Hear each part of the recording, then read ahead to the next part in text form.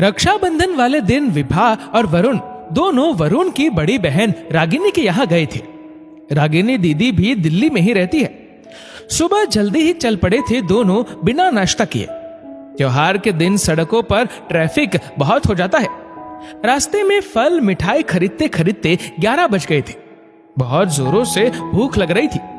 दीदी का भी 2 बार फोन आ चुका था। वरुण ड्राइव कर रहे थे। दूसरी बार जब दीदी का फोन आया तो विभा ने फोन उठा लिया। बस पहुंचने ही वाले हैं दीदी, विभा ने कहा। वहां पहुंचकर सबसे पहले राखी बांधने की रस्म हुई। फिर वरुण तो किचन में घुस गए। क्या क्या बनाया है दीदी? बहुत भूख लगी है।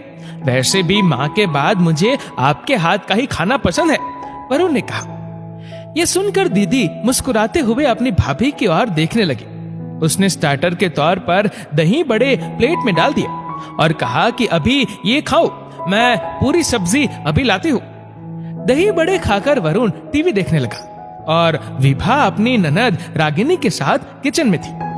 थोड़ी देर के बाद पूरी, आलू और गोभी की सब्जी आ गई। खाना शुरू होने से खत्म होने तक वरुण तारीफ किए जा रहे थे। सब्जी पूरी दोनों बहुत अच्छी बनी है दीदी, विभा को भी कुछ सिखा दो। ये तो सब्जी में इतना तेल डाल देती है, लगता है कि गोभी तो तेल में ही तैर रही होती है। विभा को बहुत बुरा लग रहा था क्योंकि ये सच नहीं था। विभा भी कुकिंग में उतनी ही होशियार थी जितनी कि रागिनी होशियार थी। वरुण भी जब अपने घर में खाना खाता तो बहुत तारीफ करता था विभा के खाने की, मगर जब अपने भाई बहनों के साथ बैठता है तो अक्सर विभा की बुराई करते रहते। अपने भाई भाभी के यहाँ जाते तब भी भाभी के खाने की तारीफ करते। विभा को भी हिदायत मिल जाती कि इनसे कुछ सीख लो। अक्सर विभा सोचती कि वह जब 8 साल की थी तब से खाना बनाना सीख गई थी। सभी रिश्तेदार उसका बनाया हुआ खाना बहुत पसंद करते थे। उसकी जेठानी और ननद को भी उसके हाथ का बनाया हुआ खाना बहुत पसंद आता है। मगर वरुण यदि बुराई करता तो लोगों को बड़ा मजा आता। विभा को वरुण की ये आदत बिल्कुल अच्छी नहीं लगती थी। निजी तौर पर उसे अपनी ननद और जेठानी के हाथ का बनाया हुआ खाना अच्छा भी नहीं लगता था, मगर वो फिर भी वरुण के साथ साथ खुद भी तारीफ करती रहती थी। जब वरुण ने ये कहा कि खाने में तेल तैरता है तो दीदी का लेक्चर शुरू हो गया।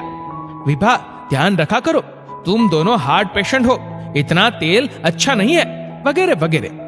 घर आकर विभा ने वरुण को समझाया भी कि किसी की तारीफ करते हुए दूसरे की बुराई करना क्या जरूरी है, जबकि आप जानते हैं कि यह सच नहीं है।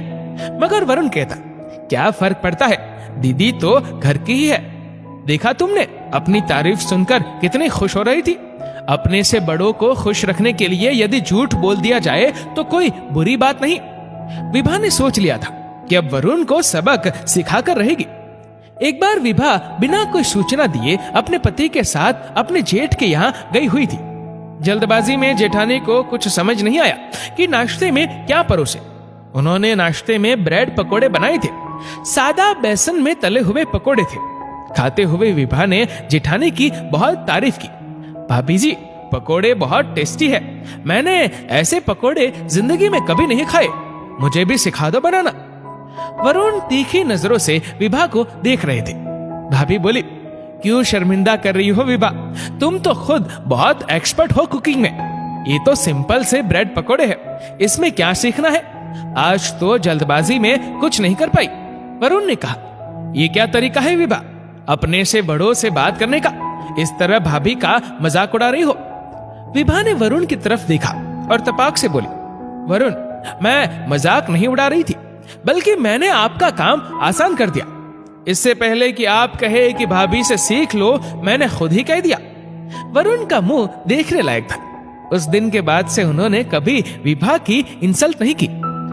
दोस्तों, अक्सर कई बार घर परिवार में हम लोग 2 लोगों का कंपैरिजन कर लेते हैं, मगर ये क्यों भूल जाते हैं कि जब हमारे हाथ की 5 उंगलियां भी एक समान नहीं होती तो 2 लोग कैसे एक जैसे हो सकते हैं। हर व्यक्ति का अपना अलग अस्तित्व है।